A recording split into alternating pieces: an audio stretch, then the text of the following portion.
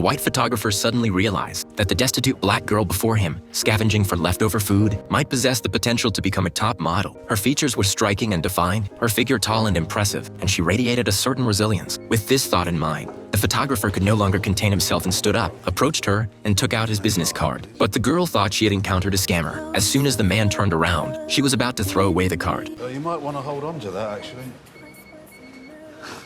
Hearing these words, the girl, as if guided by some mysterious force, kept the card, and this unassuming piece of paper would completely transform her destiny. After work, Juarez ate the food she had collected, while taking out the card to complain about it to her friend Marilyn. When Marilyn saw it, she nearly dropped her jaw in shock. Jesus, where'd you get this from? Terry Donaldson. The Terry Donaldson. What do you mean? Oh, he's only famous.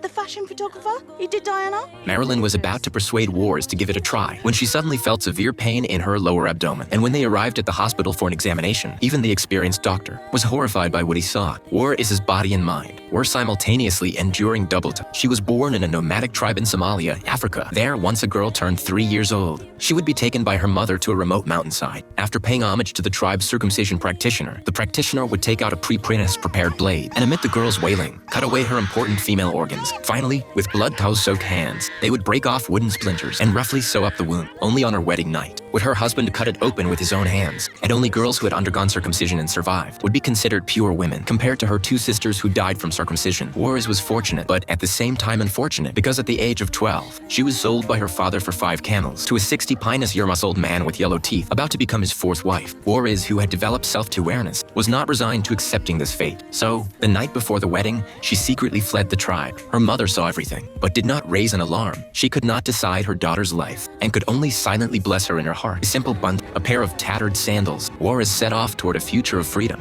9 years later, she had fled to London, England, surviving only on scraps from garbage bins. At night, she would curl up in a street corner to avoid the cold wind. Until this day, she happened to meet the girl Marilyn in a public restroom. Kind, this-hearted Marilyn did not despise Juarez for being homeless, but brought her to her own rented apartment to stay temporarily and helped her find a job at a fast-food restaurant. Juarez reciprocated the kindness, keeping the apartment neat and tidy every day. The two gradually became close friends, but on this day, she accidentally witnessed Marilyn being intimate with a man. Having been brainwashed by circumcision ideology since childhood, she felt only shame for such behavior. Marilyn, however, thought she was making too big a deal out of it. This should be a wonderful thing. The Only a cut woman is a good woman. 2009 film Desert Flower is based on the autobiography of Somali supermodel Juarez Deary.